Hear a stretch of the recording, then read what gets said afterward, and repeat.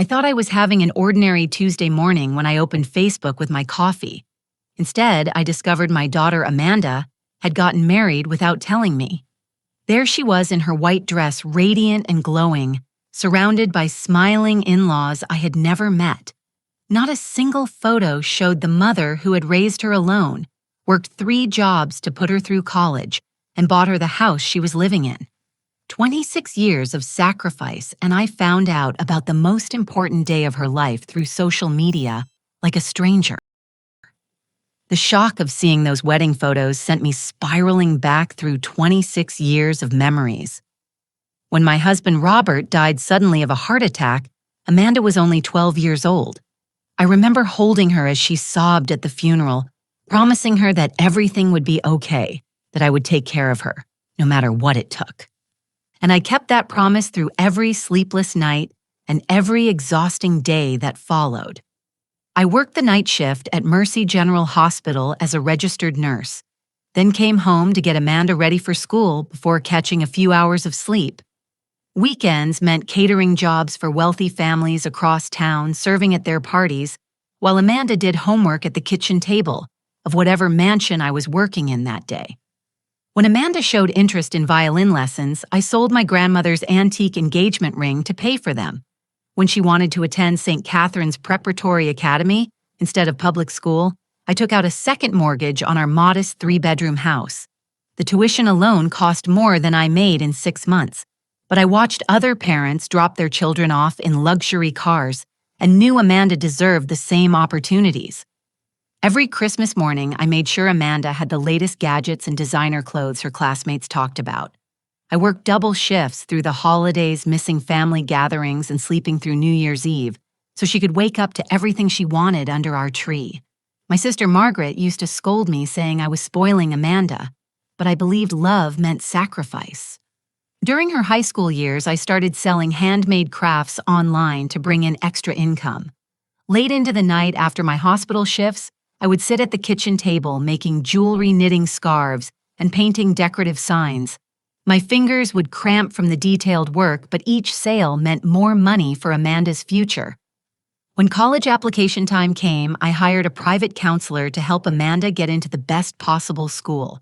The counselor cost $3,000 I didn't have, but Amanda was accepted to Northwestern University with a partial scholarship. I was so proud I cried when we got the acceptance letter. Even then, the partial scholarship wasn't enough. I cashed in my small retirement account and sold my car, taking the bus to work so Amanda could have spending money and wouldn't need a job during her freshman year. I wanted her to focus on her studies and enjoy the college experience I never had. After graduation, when Amanda landed her marketing job in Chicago, I used the last of my savings to put a down payment on a beautiful 2-bedroom house in Lincoln Park. It was in a trendy neighborhood with coffee shops and boutiques, exactly the kind of place a young professional should live. The monthly mortgage payments strained my budget to the breaking point, but seeing Amanda's face when I handed her the keys made every sacrifice worth it. Now, staring at those Facebook photos, I felt something cold settling in my chest. For the past 2 years, Amanda had been telling me she was focusing on her career and not ready for serious relationships. Every time I asked about dating, she would change the subject or make jokes about being married to her job. I scrolled through more photos, my coffee growing cold as the truth became clear. There were pictures of Amanda and Trevor at what looked like Thanksgiving dinner with his family. Christmas morning photos in a living room I didn't recognize with presents under a tree I had never seen.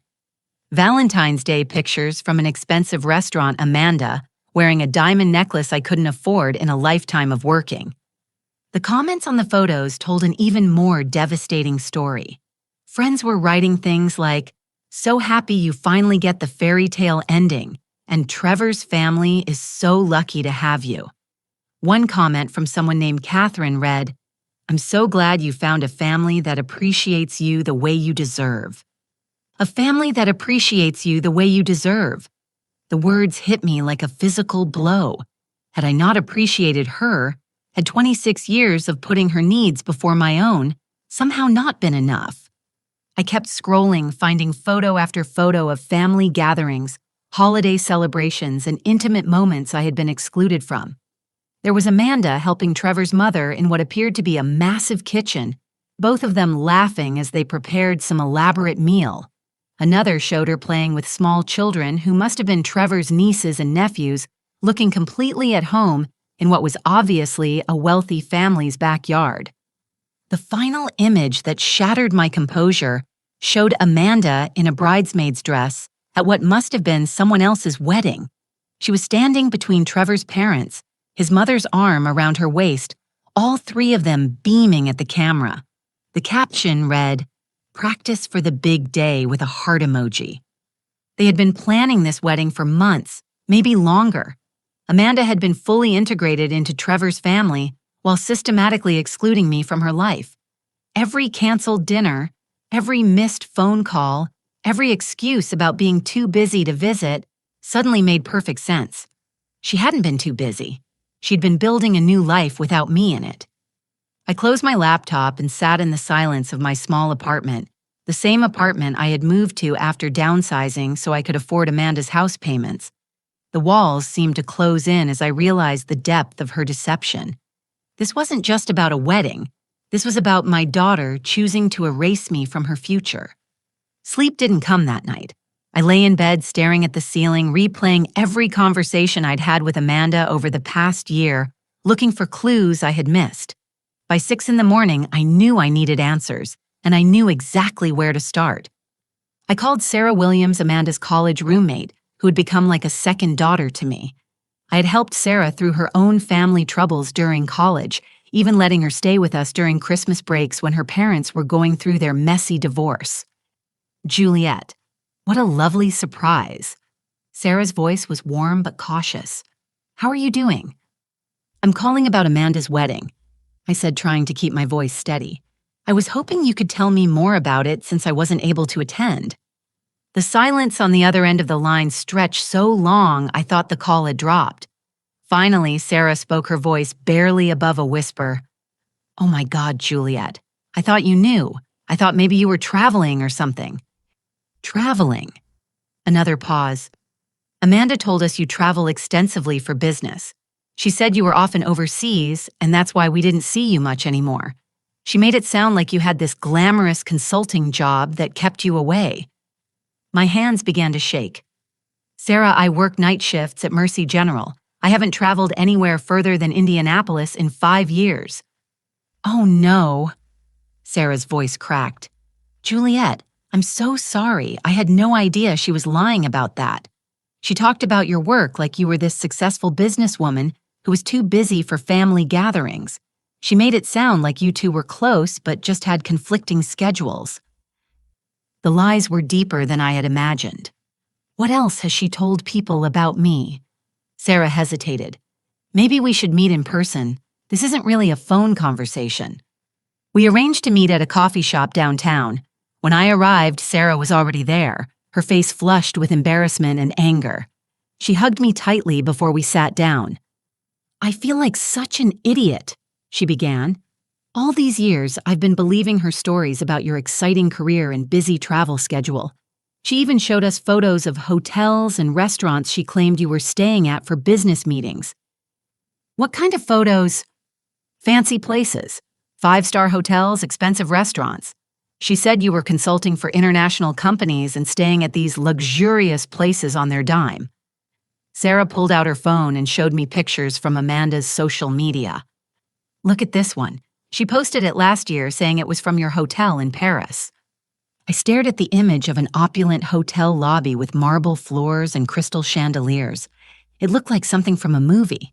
"Sarah, I've never been to Paris. I've never been anywhere overseas." Sarah's face went pale. "She posts these regularly, always saying how proud she is of your success and how hard you work to maintain your international clients." My daughter had created an entirely fictional version of my life to impress her friends. Instead of being proud of the mother who had sacrificed everything for her education and opportunities, she had invented a glamorous alternative that fit better with the image she wanted to project. "There's something else," Sarah said reluctantly.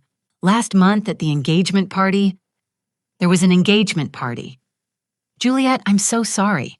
I thought you couldn't make it because of work. but Amanda gave a speech about her family background. Sarah looked down at her coffee cup. She talked about overcoming a difficult childhood and how she had learned to be independent because her mother struggled with addiction and financial instability.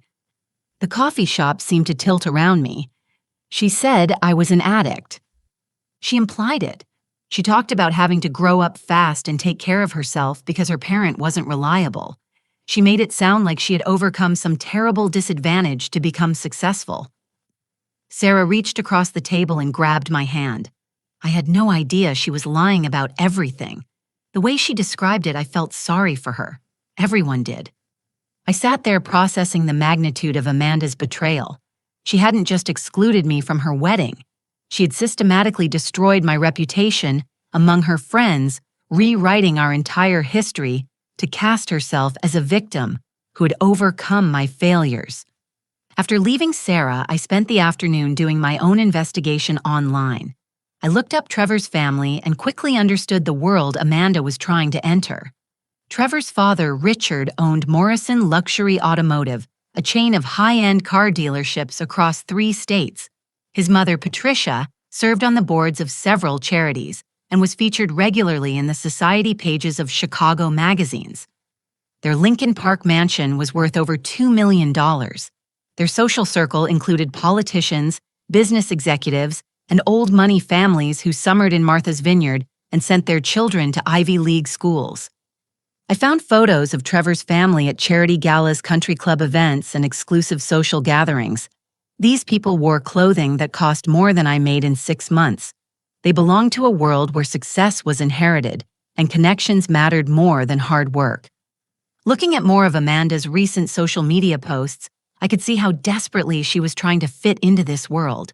Photos showed her at upscale restaurants wearing designer clothes and attending events that must have cost thousands of dollars to attend. Her posts were carefully curated to show a lifestyle of luxury and sophistication. But as I looked closer, I noticed something troubling. Many of these photos showed Amanda wearing jewelry and clothing that looked expensive, but somehow different from what Trevor's family wore.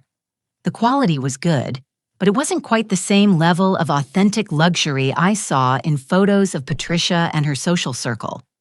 I realized Amanda was spending money she didn't have to maintain an image that would keep her in Trevor's world. She was living beyond her means, probably using credit cards and loans to finance a lifestyle that wasn't sustainable on her marketing salary alone. Then I made a discovery that made my blood run cold. In searching through property records online, I found that Amanda had used my house as collateral for several loans over the past 18 months. She had taken out a home equity line of credit, a personal loan, and had even refinanced the property twice. The paperwork showed she had borrowed over $150,000 against the house I had bought for her. According to the loan applications I found in public records, she had claimed the house was a family inheritance worth $400,000 and that she was the sole owner. Every loan application was signed with her name, only with no mention of the fact that I held the original deed and was still making the mortgage payments. Amanda had committed fraud using property that wasn't legally hers to finance her new lifestyle. As I sat in my car outside the coffee shop, the pieces began falling into place. Amanda wasn't just embarrassed by our modest background. She was actively stealing from me to pay for her entrance into Trevor's world. The house I had sacrificed everything to buy her had become her ticket to a life that excluded me entirely. My phone buzzed with a text message from Amanda herself. "Mom, I know you saw the photos. Can we meet for lunch tomorrow? I have so much to tell you about Trevor and our plans." I stared at the message, amazed by her casual tone. After discovering her marriage through Facebook and learning about months of deception, she wanted to meet for lunch, as if nothing had happened, as if I was supposed to be grateful for whatever scraps of information she was willing to share. I typed back, "Of course, honey. I'd love to hear about everything. Where would you like to meet?" But as I sent the message, I wasn't thinking about reconciliation. I was thinking about justice. My daughter had stolen my money, destroyed my reputation, and excluded me from her life while pretending to be a victim of my failures. She had turned my love into a weapon against my own dignity. It was time to find out exactly how deep her deceptions ran. and it was time to start planning my response. I chose a quiet restaurant downtown for our lunch meeting, the kind of place where conversations could be private and I could observe Amanda's behavior without distractions.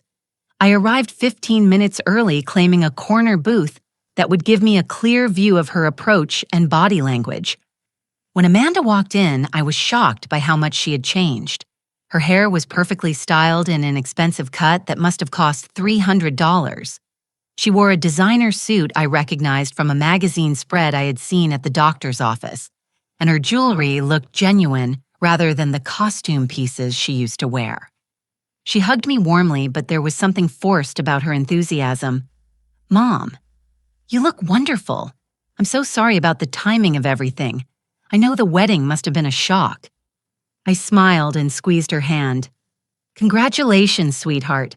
I'm just happy you found someone who makes you so happy. Tell me everything about Trevor." For the next hour, I listened to Amanda spin an elaborate web of lies about her relationship and the wedding. She claimed it had been a spontaneous courthouse ceremony because they wanted something intimate and meaningful. According to her story, Trevor's parents had been traveling in Europe and couldn't attend, which was why they weren't in any photos. "We're planning a big reception in the spring," she explained, cutting her salmon into precise pieces. "That's when you'll meet Trevor's family properly. They're wonderful people, very down to earth despite their success." Everything she said contradicted the photos I had seen and the timeline Sarah had revealed. The wedding had clearly been planned for months.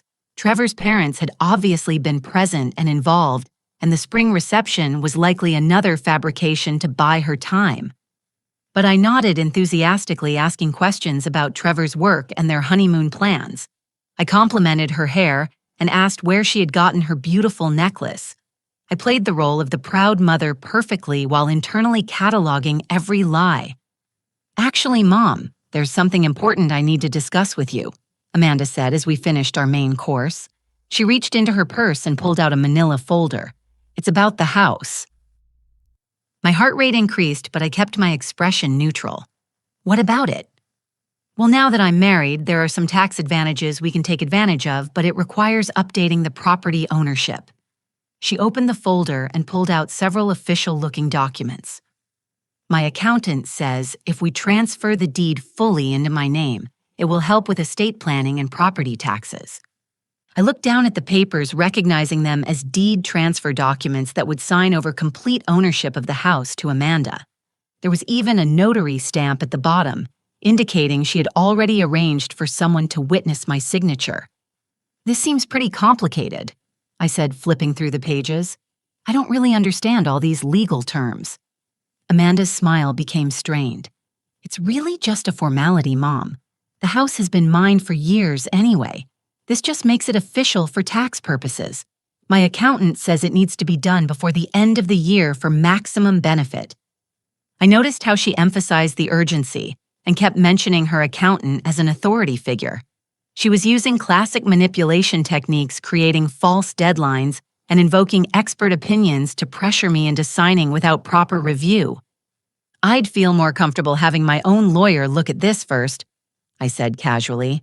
"You know how I am with legal documents. I want to make sure I understand everything before I sign." Amanda's fork clattered against her plate. "Mom, it really needs to be done today. The accountant is filing all my paperwork tomorrow morning, and if we miss this deadline, we'll have to wait until next year." "Well, certainly one day won't make that much difference." "Actually, it will." Her voice had an edge now. "The tax year ends in a few weeks, and with the holidays coming up, there won't be time to process everything properly if we don't do this now." I could see desperation creeping into her expression. She needed this deed transfer to happen immediately, which meant she was probably under some kind of financial pressure I didn't know about. "Amanda, honey, I just want to be cautious. This house represents my entire life savings. I'm sure you understand why I'd want my lawyer to review anything before I sign." "Your life savings?" Amanda laughed, but it sounded forced. "Mom, you gave me this house as a gift. Remember, you said you wanted me to have security and a good start in life." "Of course I remember. But legally, I'm still the owner until we transfer the deed properly. I just want to make sure we do it right." Amanda stared at me for a long moment, and I could see her calculating her next approach. Finally, she leaned forward with what I recognized as her most persuasive expression. "Mom, I know this might seem sudden, but Trevor and I are planning to start a family soon. Having the house fully in my name will make things easier when we apply for additional financing for renovations and improvements. We want to create the perfect home for our future children." The mention of grandchildren was clearly meant to manipulate my emotions, but it had the opposite effect. If Amanda was planning to have children and she was actively working to exclude me from her life, it meant I might never meet my own grandchildren. "That sounds wonderful, sweetheart," I said warmly. "All the more reason to make sure everything is done correctly. Let me have my lawyer review these papers and we can sign them next week." Amanda's facade finally cracked completely. "Next week won't work. I told you this has to be done today." Her raised voice drew looks from other diners, and she quickly composed herself, glancing around nervously. "I mean," she said more quietly, "I was really hoping we could take care of this now since we're both here. I even brought a notary." She gestured toward a woman sitting alone at a nearby table, who I now realized had been watching our conversation. The presence of a notary confirmed this was a planned ambush. Amanda had orchestrated this entire lunch meeting to pressure me into signing away my house without giving me time to think or seek advice. "I appreciate your preparation," I said calmly, "but I'm not comfortable signing something this important without proper review. I'm sure Trevor would understand the importance of being cautious with legal documents." At the mention of Trevor's name, something shifted in Amanda's expression. For just a moment, I saw genuine fear in her eyes before she masked it again. "Fine," she said, gathering up the papers with sharp, angry movements. "But Mom, please don't take too long with this. There are things going on that you don't understand, and timing really is important." "What kind of things?" "Just financial planning stuff. Nothing for you to worry about." But her evasive answer and nervous energy told me there was definitely something for me to worry about. As we left the restaurant, Amanda hugged me goodbye, but her embrace felt hollow. "I'll call you in a few days to see how the lawyer review goes," she said. "Of course, honey. And Amanda, I'm really happy about your marriage. I can't wait to meet Trevor properly and become part of your new family." The irony of my words wasn't lost on either of us. Amanda forced a smile and walked away, her heels clicking on the sidewalk as she headed toward a car I didn't recognize, a luxury sedan that probably cost more than I made in 2 years. As I watched her drive away, I realized this lunch had confirmed my worst suspicions. Amanda wasn't just embarrassed by our background. She was actively working to steal my house through legal manipulation, and she was clearly under some kind of financial pressure that made the theft urgent. Her desperation to get my signature today, combined with the lies she'd been telling about her background and my character, painted a picture of someone willing to commit fraud and destroy relationships to maintain her new lifestyle. I walked back to my own modest car, a 12-year-old Honda Civic with a dented bumper and worn seats. As I drove home through the neighborhoods where I had worked so hard to give Amanda every opportunity, I made a decision that would change both our lives forever. If Amanda wanted to play games with legal documents and property ownership, I would play too. But I would play to win, and I would play by rules she had never bothered to learn. The time for sacrifice and blind maternal love was over. It was time for justice. The next morning, I called in sick to work for the first time in 3 years. I needed a full day to investigate the extent of Amanda's deceptions and plan my response. My first stop was the office of Patricia Chen, a private investigator who had been recommended by my lawyer friend Margaret Sanders. Patricia was a former police detective who specialized in financial fraud and domestic investigations. Her office was small but professional, filled with filing cabinets and computer equipment that looked far more sophisticated than anything I had ever seen. "Tell me everything," Patricia said after I had explained the basic situation. She took notes on a yellow legal pad while I detailed Amanda's lies, the wedding deception, and my suspicions about the house. The first thing we need to establish is exactly what financial obligations your daughter has taken on, Patricia explained. If she's using property she doesn't legally own as collateral, that's federal fraud, but we need documentation to prove it. Within 2 days, Patricia had uncovered a financial disaster that took my breath away. Amanda had not only used my house as collateral for multiple loans, but she had also opened several credit cards, using the property as a guarantee of payment. Her total debt was approaching $200,000, most of which had been spent in the past 18 months. "Look at these credit card statements," Patricia said, spreading papers across her desk. "Designer clothing, expensive restaurants, jewelry, travel, cosmetic procedures. Your daughter has been living like someone who makes 3 times her actual salary." The cosmetic procedures were a shock. Amanda had apparently had her teeth professionally whitened, gotten regular facial treatments, and had some kind of minor surgical enhancement that cost $8,000. She had been systematically transforming herself to fit into Trevor's social circle. Here's the really interesting part. Patricia continued pulling out another set of documents. "I was able to access some phone records through legal channels. Your daughter has been in regular contact with a therapist named Dr. Rebecca Foster." That doesn't seem unusual. Lots of people see therapists. Dr. Foster specializes in what she calls family estrangement therapy. She helps people cut ties with what she considers toxic family relationships. Patricia handed me a printout from Dr. Foster's website. "Look at this client testimonial. Dr. Foster helped me realize that family loyalty was holding me back from achieving my true potential. She gave me permission to prioritize my own happiness over obligations to people who didn't understand my goals." Reading those words felt like being punched in the stomach. Amanda had been getting professional help to justify abandoning me. She hadn't just decided on her own that I was an embarrassment. She had paid someone to validate her decision to erase me from her life. "The phone records show she's been seeing Dr. Foster twice a week for 4 months, Patricia continued. "That's intensive therapy focused specifically on severing family connections." But the most devastating discovery came when Patricia showed me surveillance photos she had taken the previous day. "I followed your daughter to get a better sense of her current lifestyle. You need to see this." The photos showed Amanda leaving a medical office with paperwork in her hand. The building directory visible in the background listed several specialists, including an obstetrics practice. "I believe your daughter is pregnant," Patricia said gently. "The timing of her behavior suggests she's probably around 3 months along, which would explain the urgency around the house transfer."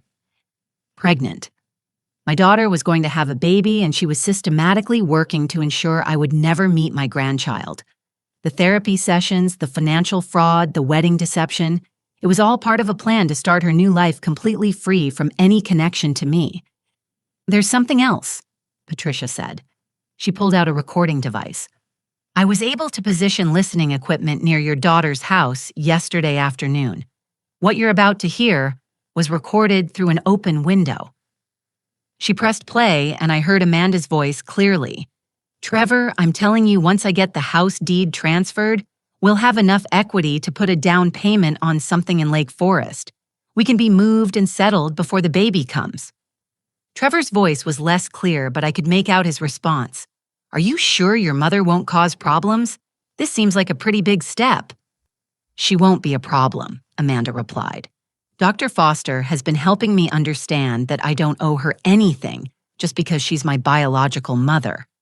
I've outgrown that relationship and now I need to focus on building something healthy with people who share my values." "What about when the baby comes? Won't she expect to be involved?" "She'll never know about the baby unless we tell her. We're moving 3 hours away, changing our social circles completely. She doesn't fit into the life we're building, Trevor. I know that sounds harsh, but Dr. Foster says I have to prioritize my family's future over guilt about the past." "Your family's future? You mean us?" "Exactly. You, me, and our children. We'll create our own traditions and our own support system with people who actually understand what we're trying to accomplish." The recording continued for several more minutes with Amanda describing her plans to use the house equity to finance their move to Lake Forest, an exclusive suburb where Trevor's parents had connections. She talked about their future children growing up around the right kind of people and how she wanted to break the cycle of what she called working class limitations. When Patricia turned off the recording, I sat in silence for several minutes. My daughter wasn't just embarrassed by me. She considered me a limitation to overcome a burden to shed so she could access a better class of people. "I'm sorry you had to hear that," Patricia said, "but you needed to understand the full scope of what you're dealing with. This isn't about wedding planning or family misunderstandings. Your daughter has made a calculated decision to commit fraud and abandon her family to gain entry into a social circle she considers superior." "What are my legal options?" "Several. First, you could report the fraudulent loan applications to the authorities. Using property she doesn't own as collateral is a serious crime. Second, you could proceed with selling the house since you're the legal owner, which would force her to pay back all those loans immediately. Third, you could simply evict her for non-payment of the mortgage, since she's never actually contributed to those payments." I considered each option carefully. Criminal charges would destroy Amanda's life and probably end her marriage before it really began. Eviction would be cruel in public, but selling the house, that would be justice. If I sell the house, what happens to her debt obligations? All those loans become due immediately. She'd have to pay back nearly $200,000 within 30 days or face bankruptcy and criminal charges for fraud. Most likely, she'd lose everything and face prosecution anyway. And if I don't sell, if I just transfer the deed to her, then you're essentially giving her a $200,000 gift while she cuts you out of her life and moves away with your grandchild. You'd be funding your own abandonment. That phrase hit home. I would be funding my own abandonment. For 26 years, I had funded Amanda's life, and now she wanted me to fund my exclusion from it. "Patricia, I need you to help me with one more thing.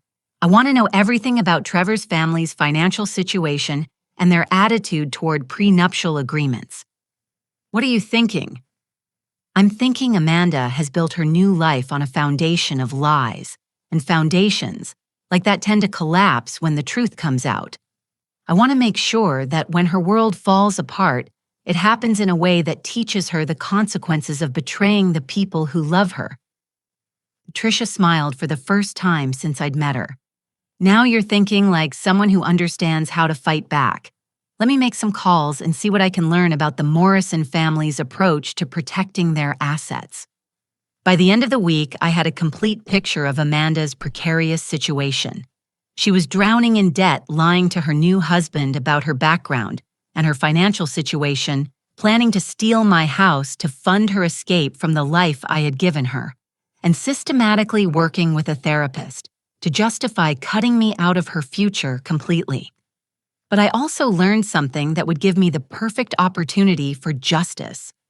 Trevor's family was extremely cautious about money, and they had insisted on a detailed financial disclosure from Amanda before approving of the marriage.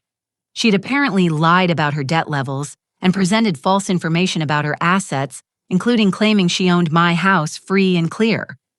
If the Morrison family discovered the extent of Amanda's deceptions, they would probably demand a prenuptial agreement to protect their son's inheritance.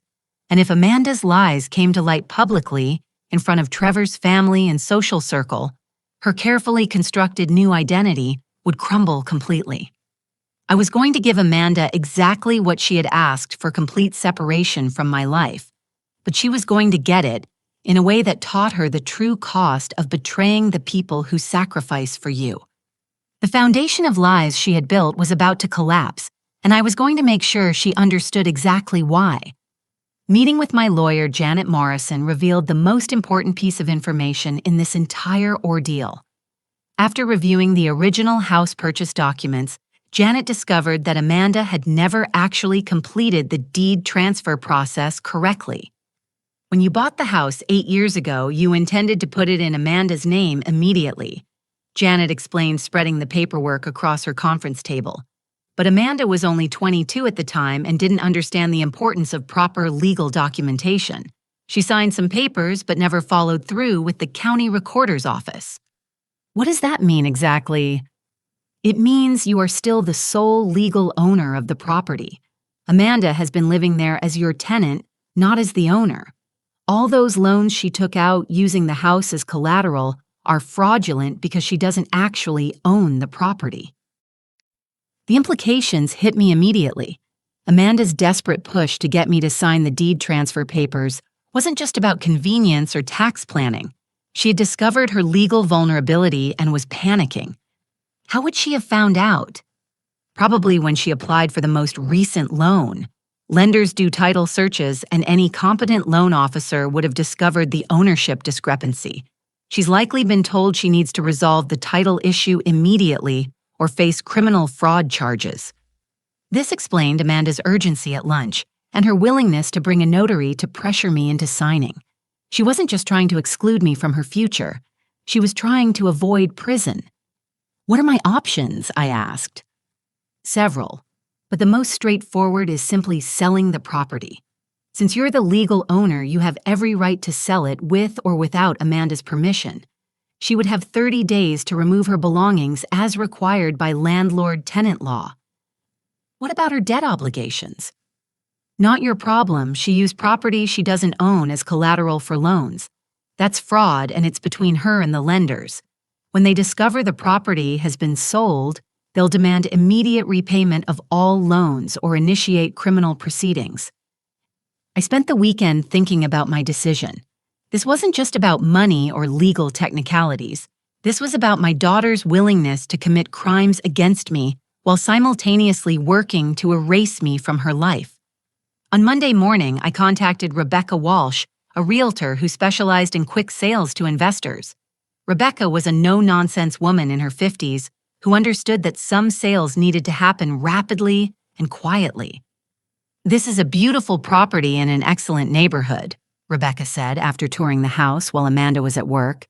"In the current market, I can probably get you multiple offers within a week, especially if you're willing to price it competitively. I need this sale to close as quickly as possible. Price it to move fast. With cash buyers, we could close in 2 weeks. Are you prepared for that timeline?" Absolutely. Rebecca listed the house that afternoon. By the following morning, we had 3 offers, 2 from real estate investors, who could close in cash within 15 days.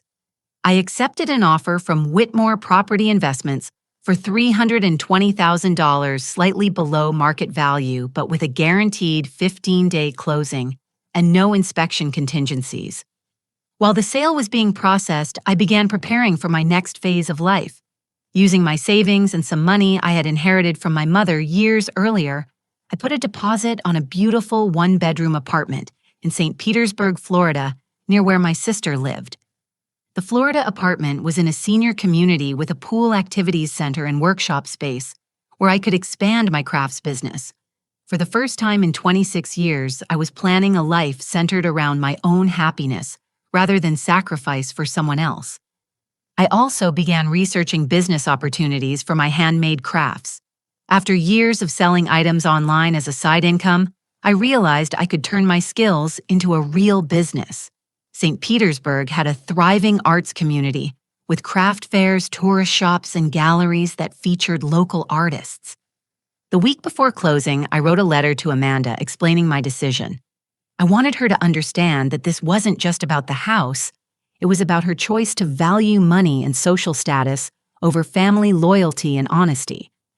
Dear Amanda, the letter began, "By the time you read this, the house will have been sold. As the legal owner, I made the decision to liquidate this asset and use the proceeds to start a new chapter of my life. I want you to understand that this decision comes not from anger, but from clarity. Over the past few weeks, I have learned about the loans you took out fraudulently, using property you do not own. I know about the lies you have told your friends about my character and our family history. I know about your therapy sessions focused on cutting ties with me, and I know about your plans to move away with my grandchild without ever telling me about the pregnancy. Most importantly, I know that you view me as an embarrassment to overcome rather than a mother who sacrificed everything to give you opportunities I never had. You have made it clear that you want me out of your life. I am granting that wish completely and permanently. You will never have to be embarrassed by your working-class mother again because you will never see me again. The house sale proceeds will allow me to move to Florida and start a business that brings me joy rather than exhaustion. I will build relationships with people who value loyalty and honesty rather than social climbing and deception. You are free to create whatever family history you prefer with Trevor's relatives.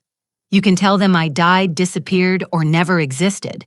I will not contradict whatever story serves your purposes. But remember this: every choice has consequences. You chose wealth over integrity, lies over truth, and social status over family loyalty. Now you can live with those choices without any support or safety net from the mother you decided to discard. Do not contact me again. Do not attempt to find me. You have made your priorities clear, and I respect them enough to remove myself from your life completely. I hope someday you understand what you have lost. But more than that, I hope your children learn to value family loyalty more than you have. Goodbye, Mom. I sealed the letter in an envelope and planned to leave it on the kitchen counter after the closing, along with my house key and forwarding instructions for any mail that might arrive. 3 days before closing, Patricia called with interesting news about Trevor's family. I've learned something important about the Morrison family's financial practices, she said. They are extremely conservative about money, and they have a family lawyer who insists on detailed financial disclosures for any marriages involving their children. What kind of disclosures? Credit reports, debt statements, asset verification, the works. Apparently, Trevor's older sister had a disastrous marriage to someone who hid significant debts, and it cost the family over $500,000 in legal fees and settlements. Does that mean they've already done this investigation on Amanda? That's what's interesting. I have a contact in the financial services industry who says Trevor's family lawyer has been trying to verify Amanda's financial information for weeks, but keeps getting inconsistent data. Her loan applications claim she owns property worth $400,000, but when they tried to verify ownership, they hit dead ends. I realized what this meant. Trevor's family was already suspicious about Amanda's finances, and they were probably demanding a prenuptial agreement. Amanda's panic about the house deed wasn't just about avoiding fraud charges. It was about maintaining the lies she had told to gain acceptance into Trevor's family. Patricia, I need you to help me with one final task. On the day of the house closing, I want to make sure Trevor's family learns the truth about Amanda's financial situation and her family background. Can you arrange for that information to reach them through appropriate channels? What kind of information? Copies of her fraudulent loan applications, documentation of her real debt levels, and maybe some of those photos of me in my nurse uniform that she's been so ashamed of. Patricia smiled. I think I can arrange for Trevor's family lawyer to receive an anonymous package of documents that would be very relevant to their financial due diligence. Perfect. If Amanda wants to build her new life on lies, she should understand that lies have a way of being exposed at the worst possible moments.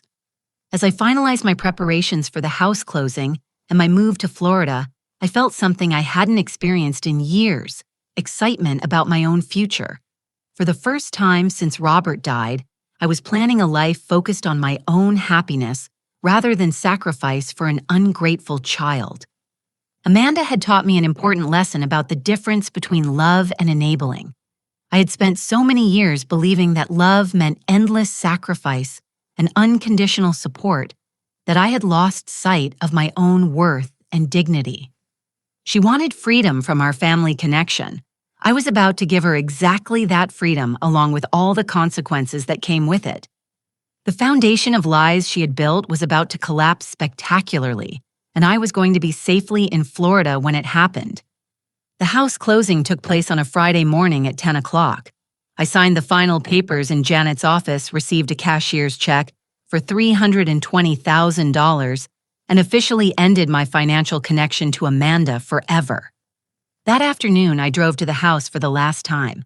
Amanda's car wasn't in the driveway, which meant she was probably at work, unaware that her world was about to change permanently. I let myself in with my key and walked through the rooms I had sacrificed so much to provide. The living room furniture was expensive and tasteful, obviously purchased to impress Trevor's family. The kitchen had been remodeled with high-end appliances that probably cost more than my annual salary. Everything in the house reflected Amanda's desperate attempt to transform herself into someone worthy of Trevor's social circle, but it was all purchased with fraudulent loans and maintained through elaborate lies. Like Amanda herself, the house looked perfect on the surface, but was built on a foundation of deception. I left my letter on the kitchen counter along with my house key and a forwarding address for my lawyer in case there were any legal matters to resolve. Then I walked out of the house and drove away from that chapter of my life forever. Saturday morning, I loaded my belongings into a moving truck and began the drive to Florida. My sister Margaret had helped me find the apartment in St. Petersburg, and I was looking forward to starting over near family who actually wanted me in their lives. But while I was driving south toward my new life, Amanda was discovering the consequences of her choices. According to Patricia, who stayed in contact to monitor the situation, Amanda returned home Friday evening to find the sold sign in the yard and moving trucks in the driveway. The new owners were meeting with contractors to plan renovations, and Amanda found herself locked out of what she had believed was her own property. Patricia had positioned herself across the street to observe Amanda's reaction. She sat in her car for about 20 minutes just staring at the house, Patricia reported. Then she got out and started arguing with the contractors, insisting there had been some mistake. When they showed her the sales contract with your name as the seller, she completely fell apart. But Amanda's real crisis began that weekend when Trevor's family discovered the truth about her financial situation. Patricia's anonymous package had reached the Morrison family lawyer Friday afternoon, just hours after my house sale closed. The package contained copies of Amanda's fraudulent loan applications documentation of her real debt levels and evidence that she had been lying about owning the property she had used as collateral. Trevor's father called an emergency family meeting for Saturday evening, demanding that Amanda and Trevor come to the family estate to explain the discrepancies in Amanda's financial disclosure statements. Through her contacts, Patricia learned that the confrontation was devastating for Amanda. When presented with evidence of the fraudulent loans, she initially tried to claim it was all a misunderstanding. But when Trevor's family lawyer explained the criminal implications of using property she didn't own as collateral, Amanda was forced to admit the truth about her debt and her deceptive practices. The worst part for Amanda, Patricia explained during one of our phone calls, was when Trevor's mother asked about the family photos she had seen in your anonymous package. Seeing you in your nurse uniform, clearly a working professional, contradicted everything Amanda had told them about your character and background. Trevor's family realized they had been lied to about Amanda's family background, her financial situation, and her personal integrity. But the final blow came when they discovered Amanda was 3 months pregnant and had been hiding that information as well. Trevor's father went nuclear, Patricia reported. Apparently, he accused Amanda of being a gold digger who had deliberately deceived their son to gain access to the family wealth. He demanded that Trevor get a prenuptial agreement immediately or be cut off from the family business and inheritance. Amanda found herself facing an impossible choice. She could agree to the prenuptial agreement, which would protect Trevor's assets but leave her with nothing if the marriage failed. Or she could refuse the agreement and watch Trevor choose his family's money over their relationship. According to Patricia's sources, the confrontation lasted until nearly midnight, with Amanda alternately crying, making excuses, and trying to blame me for her financial problems. But Trevor's family was unmoved by her explanations. They had been lied to systematically, and they wanted protection from further deception. The prenuptial agreement they're demanding is brutal, Patricia told me. It basically states that if the marriage ends for any reason, Amanda gets nothing. No alimony, no property settlement, no access to Trevor's inheritance. She would leave the marriage with exactly what she brought to it, which at this point is massive debt and a destroyed reputation. But Amanda's problems were just beginning. Once the fraudulent loans came to light, the lenders began demanding immediate repayment.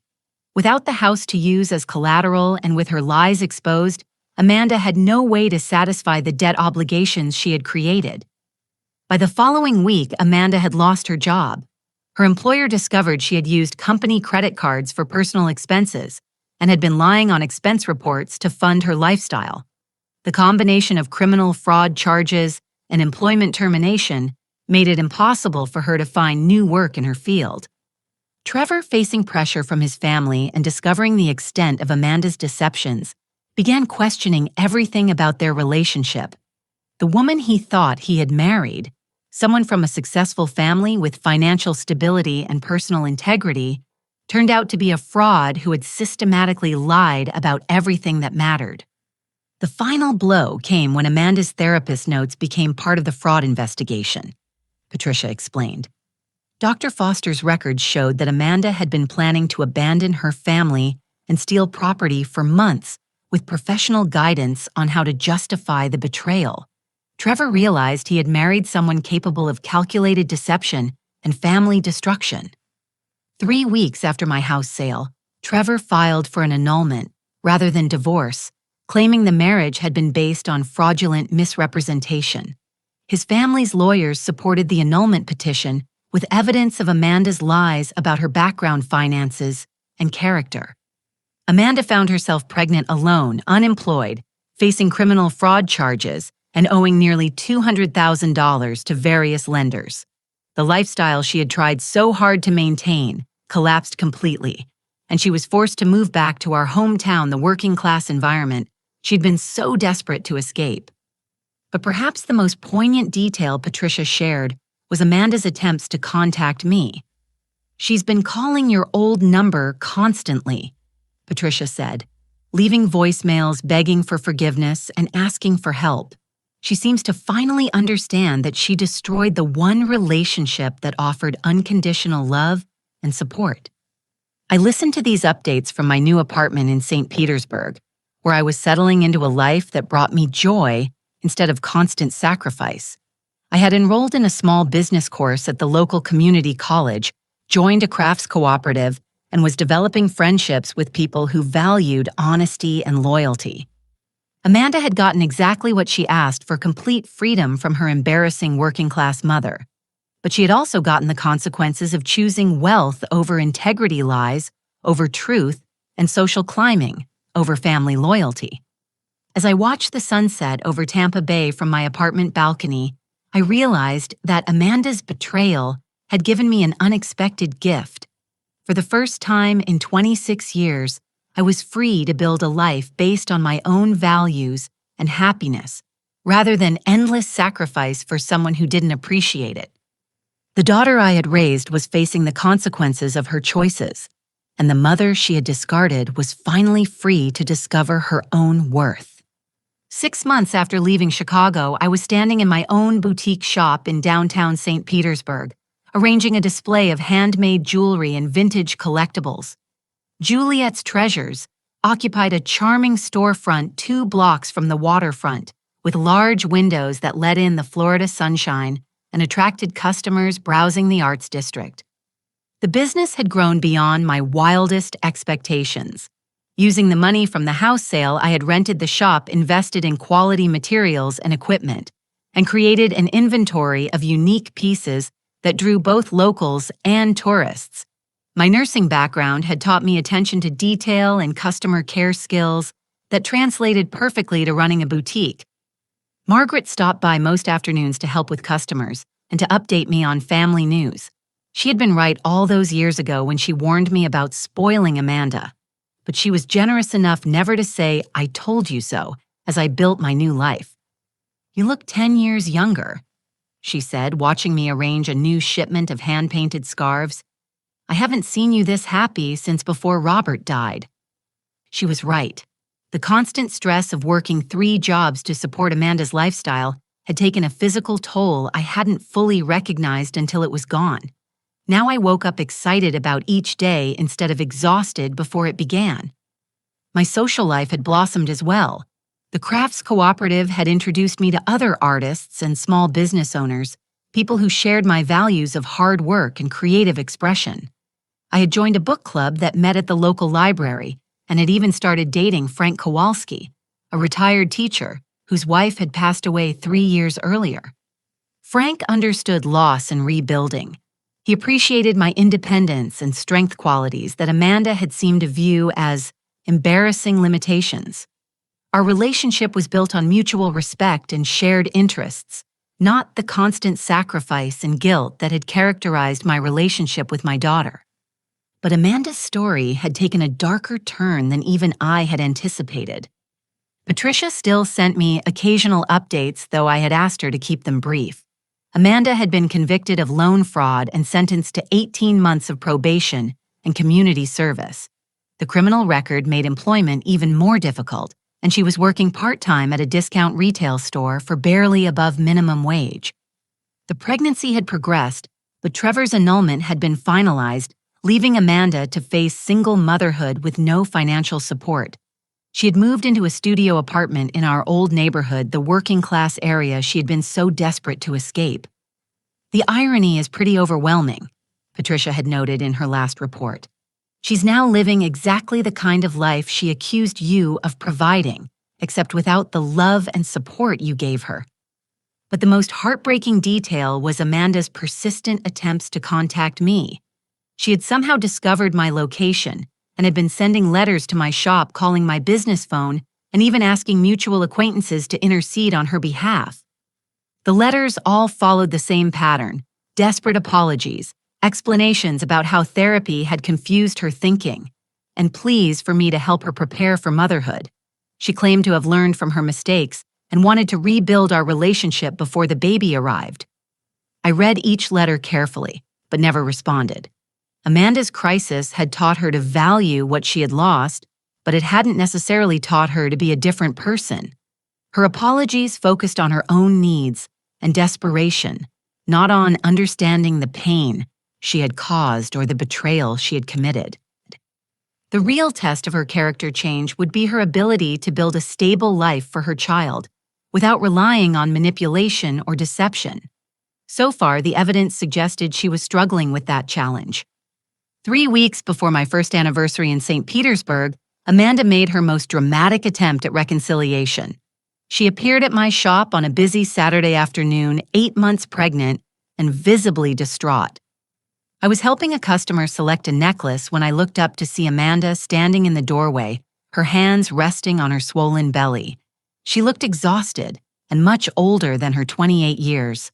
Her designer clothes had been replaced by discount store maternity wear, and her perfectly styled hair had grown out to reveal dark roots. "Mom," she said, her voice breaking, "please, I need to talk to you." The customer I was helping looked between us with obvious curiosity, and I realized this confrontation was about to become public. Amanda had chosen a busy time and location, probably hoping I would be too embarrassed to refuse her. "I'm sorry, but this is a place of business," I said calmly. "If you need to speak with me, you can call and make an appointment." "I've been calling for months. You won't answer, Mom. I'm about to have your grandchild and I have no one to help me." Her voice was getting louder and other customers were beginning to stare. Margaret, who was working the register, looked ready to intervene. "Amanda, you made it very clear that you didn't want me in your life. You worked with a therapist to justify cutting ties with me, lied about our family to your friends, and tried to steal my property to fund your escape from everything I represent." I was confused. The therapy was wrong. The whole thing was a mistake. It wasn't a mistake. It was a choice. You chose Trevor's world over our family. You chose lies over truth. You chose to commit fraud rather than live within your means. Those weren't therapy-induced confusion. Those were character decisions. Amanda began crying, her sobs echoing through the small shop. "I'm pregnant and alone. I don't have any money. I can't find decent work, and I don't know how to be a mother." "And whose fault is that?" The harshness of my question surprised even me, but I realized it needed to be asked. Amanda had created every aspect of her current crisis through deliberate choices. Her pregnancy was the result of planning a family with someone she had deceived. Her isolation was the result of burning bridges with people who loved her. Her financial problems were the result of fraudulent spending and lying about her assets. "I made mistakes," she whispered. "But I'm your daughter. Doesn't that mean anything anymore?" The entire shop had gone quiet with customers, and Margaret listening to this deeply personal confrontation. I looked at this young woman who had once been the center of my universe, who I had sacrificed everything to support and nurture, and I felt something I never expected to feel toward Amanda indifference. "Being my daughter meant something when you valued that relationship," I said quietly. "It meant something when you included me in your life instead of working to exclude me. It meant something when you told the truth instead of lying about our family." "I can change, I want to change." "Maybe you can, but you'll have to prove that by building a stable life for your child on your own, just like I did when your father died. You'll have to learn what sacrifice actually means and what real love requires." Amanda stared at me for a long moment, seeming to realize that her tears and desperation weren't going to manipulate me into rescuing her again. "What about your grandchild?" she asked, playing what she probably thought was her strongest card. "My grandchild deserves a mother who values integrity over social status, truth over convenience, and family loyalty over personal advancement. If you become that kind of mother, maybe your child will have a better life than you've created for yourself." Amanda's face crumpled completely. "So you're just going to abandon me just like I abandoned you?" "No, Amanda. I'm going to give you the same thing you gave me, the freedom to build a life without people who don't appreciate you. You taught me that family relationships should be based on mutual respect and genuine affection, not guilt and obligation." With that, I turned back to my customer who had been watching this exchange with obvious fascination. "I think this necklace would be perfect with your blue dress," I said, as if nothing unusual had happened. Amanda stood in the doorway for another few moments, then walked away without saying another word. Margaret came over after Amanda left. "That was harder than it looked," she said gently. "Yes, it was, but it was also necessary. Amanda needed to understand that actions have permanent consequences and that some betrayals can't be undone with apologies and tears." That evening, Frank took me to dinner at a waterfront restaurant where we could watch the boats in the harbor. Over wine and fresh seafood, I told him about Amanda's visit and my decision to maintain the boundaries I had established. "Do you think you'll regret not helping her with the baby?" he asked. "I might regret missing the chance to know my grandchild," I said honestly, "but I won't regret refusing to enable Amanda's pattern of manipulation and irresponsibility. That child needs a mother who has learned to value what really matters in life. And if she never learns those lessons, then at least I'll know I didn't contribute to another generation of entitlement and deception. Sometimes the most loving thing you can do is refuse to rescue someone from the consequences of their own choices." As we watched the sunset paint the sky in brilliant oranges and purples, I reflected on the journey that had brought me to this moment. A year ago, I had been a tired, unappreciated mother, working multiple jobs to support a daughter who viewed me as an embarrassment. Today, I was a successful business owner with genuine friendships and a romantic relationship based on mutual respect. Amanda's betrayal had been devastating, but it had also been liberating. For the first time in my adult life, I was free to discover my own worth and build relationships with people who valued honesty and loyalty. I thought about the young mothers who shopped in my store, many of them making sacrifices for their children while maintaining their own dignity and self-respect. They were teaching their children important lessons about balance boundaries and the difference between love and enabling. Those were the lessons I wished I had taught Amanda, but she had chosen a different path, one that led to isolation, legal troubles, and the kind of desperate circumstances I had always tried to protect her from.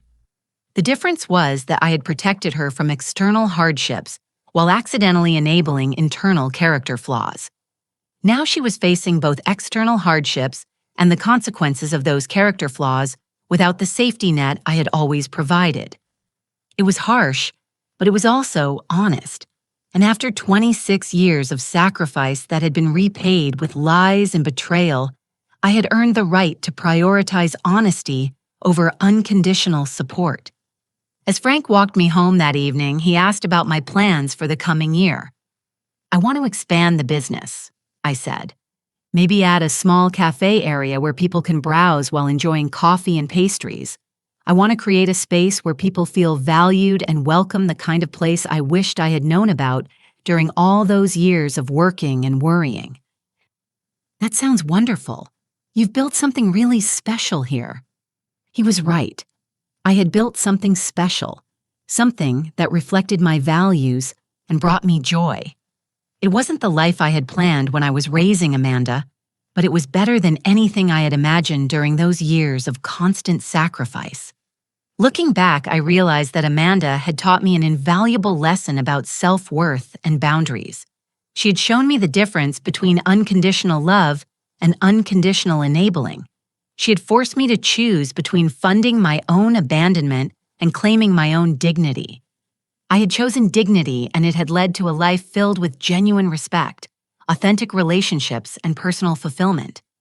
Sometimes the people who hurt us the most end up teaching us the most important lessons about who we are and what we deserve. Amanda had given me that gift even if she hadn't intended to. And for that unexpected education in self-worth, I would always be grateful, even as I maintained the boundaries that protected the new life I had built from the ashes of her betrayal.